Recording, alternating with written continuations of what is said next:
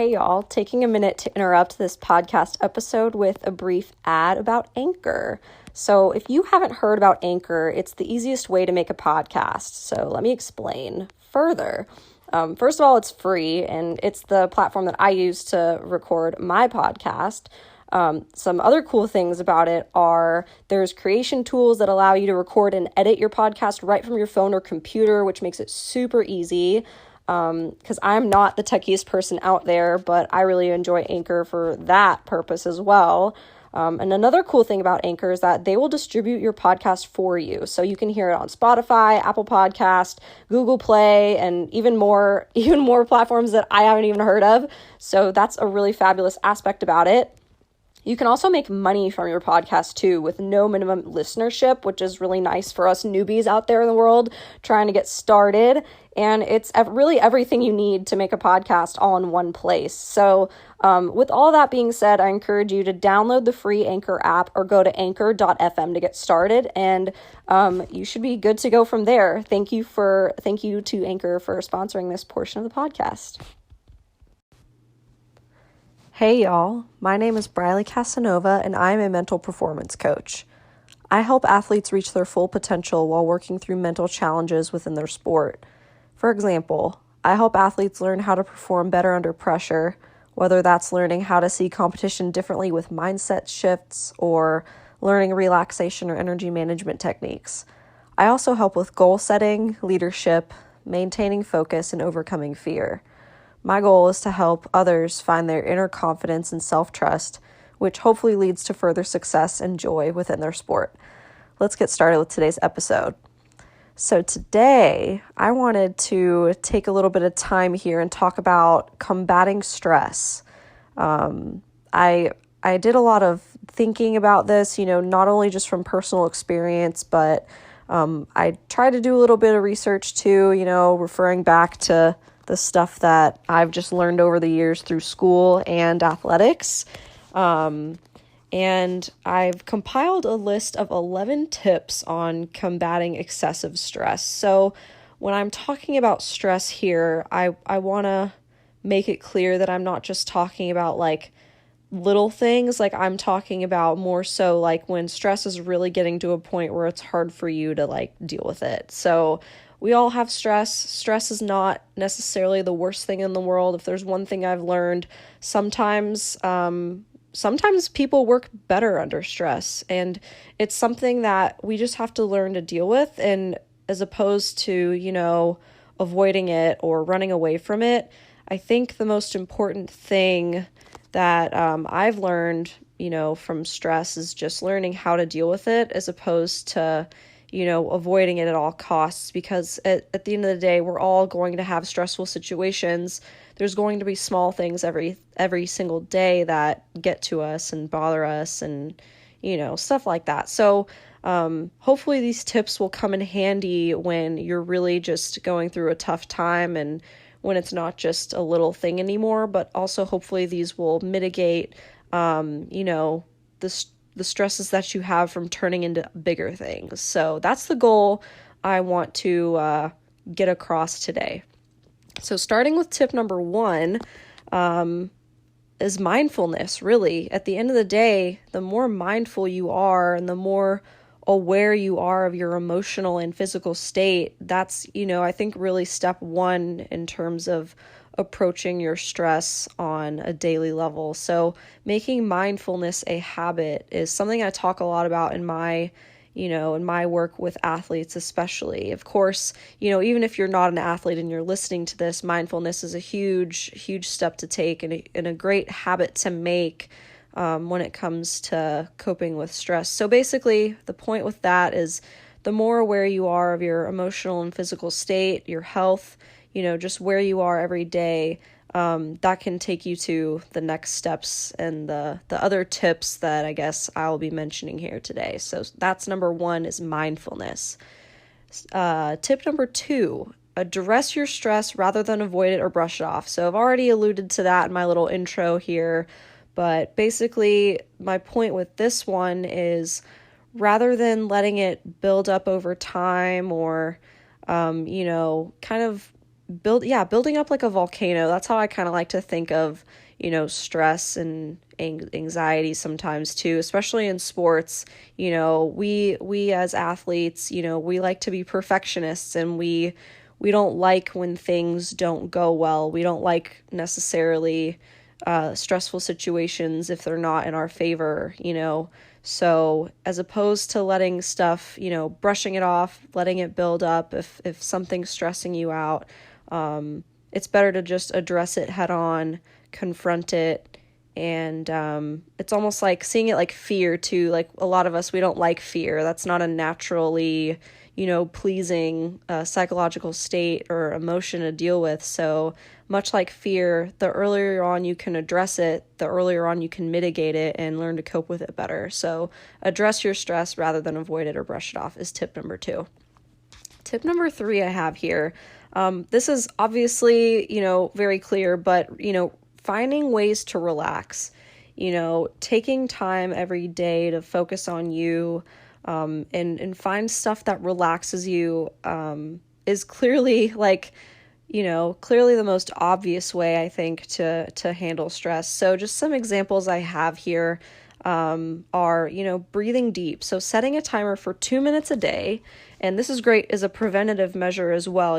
Setting a timer every day for 2 minutes. That's all it takes is, set a timer for 2 minutes, sit down, get comfortable, not to a place where you might fall asleep, but to a point where you can just sit and just take some deep breaths for 2 minutes. And no even rhyme or reason, just like a, quiet time almost. Just find a place where you can sit and literally just relax and not have your phone in your hand, not have your TV or computer on.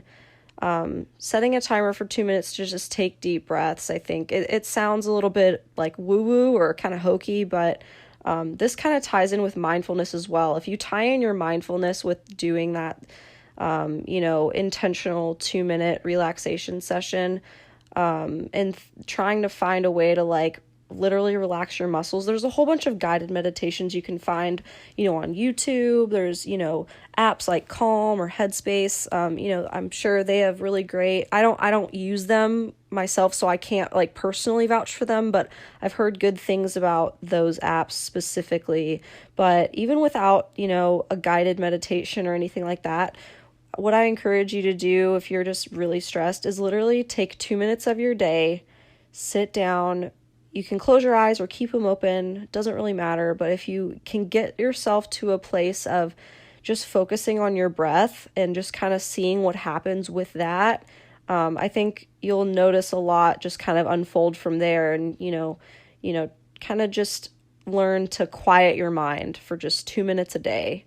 So that's one example I have for relaxation. And then I found just like a physical way, more physical way is to take a hot bath or shower whenever you have heat around you. That is there's a physiological response when it comes to your muscles. It's like the opposite of what happens when you ice something, right? When you ice something, it, constricts your blood vessels, and it kind of makes everything tight and tense. But when you use heat, it relaxes your muscles, it opens up those blood vessels, it increases your circulation. So I don't know, that's more of a physical step you can take, if you're really trying to relax and you're maybe having a little bit of a hard time. And taking a hot bath or shower, of course, is something I consider to personally be a part of my self-care. Put some bubbles in your bubble bath or use Epsom salts. Those are just kind of extra things you can do, depending on, if you're a bath or a shower person, but, make that time, personal to you. But as long as the water is warm, that's a physical way you can, learn to relax. So moving into tip number 4 that I have, going for just a walk or a bike ride. I think really it's basically the point of that is, the act of doing something, like a repetitive motion that's relatively easy or simple to do. So it kind of it takes your mind out of something, but you're using your body. If you have excessive energy to burn, or if you're feeling a little bit anxious, do something physical that has that repetitive motion. Even like going for a swim, if you have access to a pool, that's another option. That's a really good stress relieving activity. And even again, it's just the simple act of, doing that, but setting a timer for just a few minutes a day. It doesn't really require much in terms of just easing that stress. It's the point is to try and get your mind able to kind of quiet down, or at least being able to do that while focusing on something physical, but it's easy and it's like a repetitive motion. So that's tip number 4. And then tip number 5, this is, back to more of a cognitive thing you can do. So I think talking to someone you trust at the end of the day is a great way to approach dealing with stress. That's how I've had to really learn to talk it out and vent it out. And I don't know, I think venting can be good. And if you don't tend to have people around you who you can trust in that way, and like talking about something that's bothering you or stress, one thing I have done in the past that I've learned to, channel that same energy in a different way is writing a letter you don't intend to send someone, or write out the thing that stresses you out. So like writing in a journal or a diary, or just on a piece of paper, whatever you want, you can make it your own. The point is to, get out that thought, get it outside of your brain, like literally get it outside of your body, whether that's through your voice or through the act of writing it out, or even typing it out and then deleting it. Or if you want to write it out and then just like crumble it up and throw it away, there's so many different things like that to do in terms of like working towards, easing that stress and getting that emotion out, whatever's bothering you. And I actually tell my athletes this all the time. That's one of the things we talk about is it's identifying like maybe a fear or something that makes you anxious, or something that you worry about that's out of your control, writing it down on something and then like throwing it away, or, putting it in a box somewhere, putting it under your pillow or under your bed, something like that.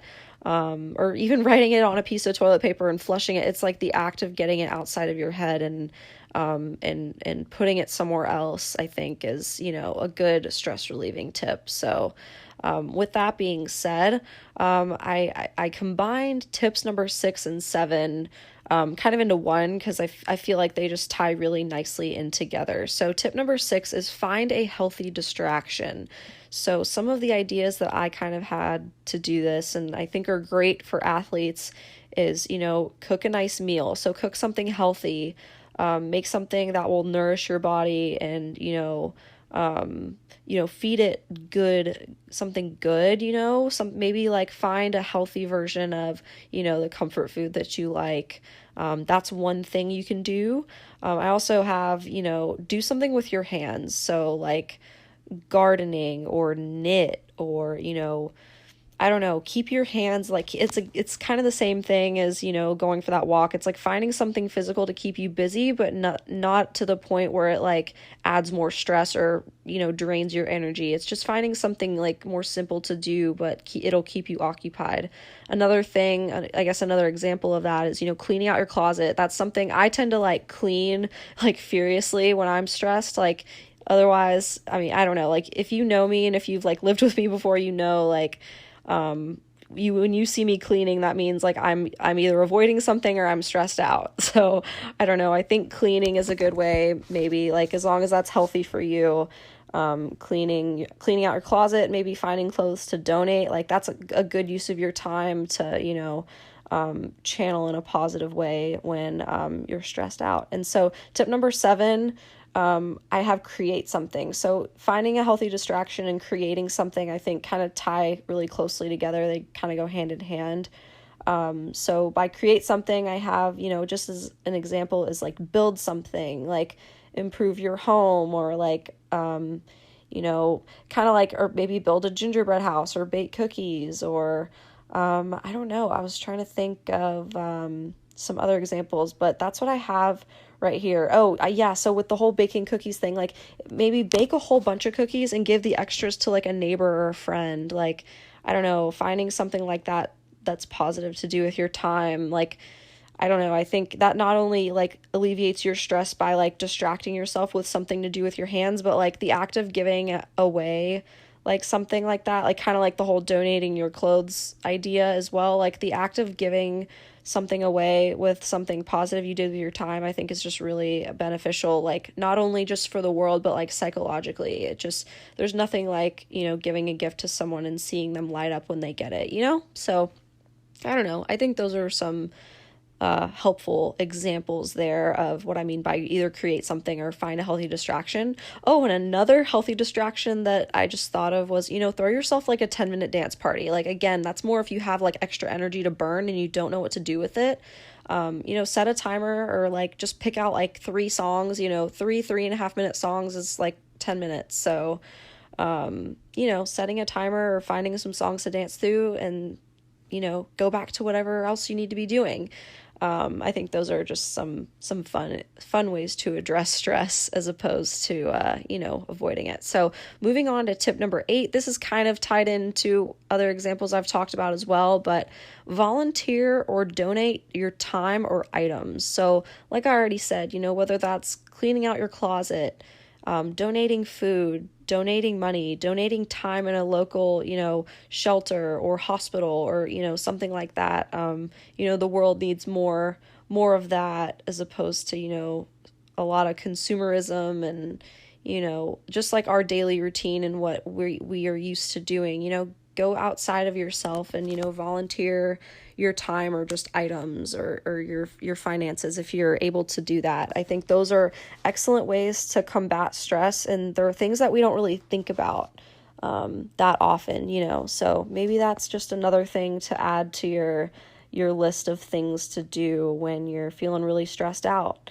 Okay, so moving into tip number 9, I've had to, figure this one out for myself, but basically find a routine self-care activity that you can make a habit before your stress builds up. So that's kind of what I've already started talking about here, but is if you can, identify what stresses you out and learn to anticipate your stress with patterns before it manifests, that's how you, get ahead of your stress. Don't let it build up, before you can catch up to it.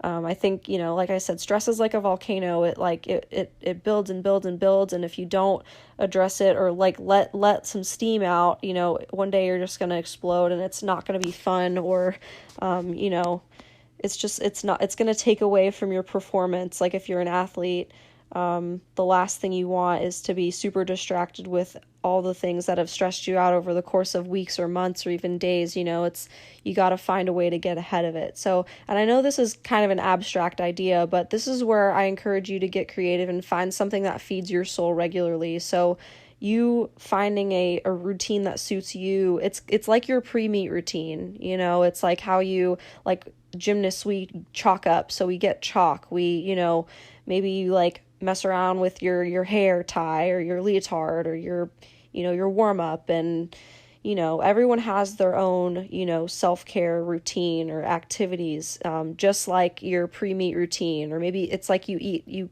that certain meal you eat before you compete. Once the more of a routine you can establish with identifying your stress before it takes place, the better off you'll be.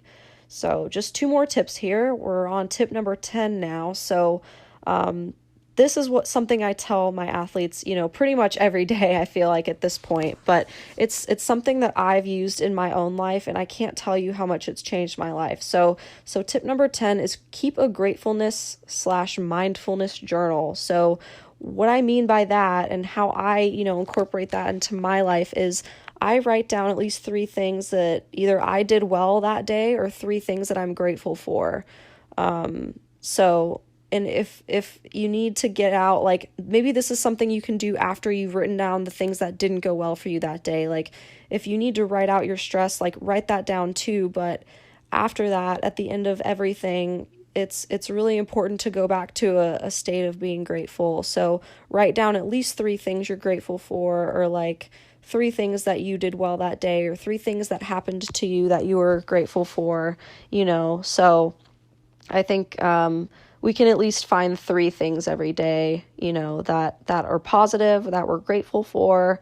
Sometimes it's a challenge, some days it's easier to do that than others, but even if it's just as simple as like, I woke up today, or I'm breathing oxygen, or, I made my bed, it's the most simple things that you can think of that, as long as it's something you're actually really grateful for and you mean it, write that down and use that as an example. It doesn't have to be anything super big, but they have to be 3 meaningful things that you're grateful for.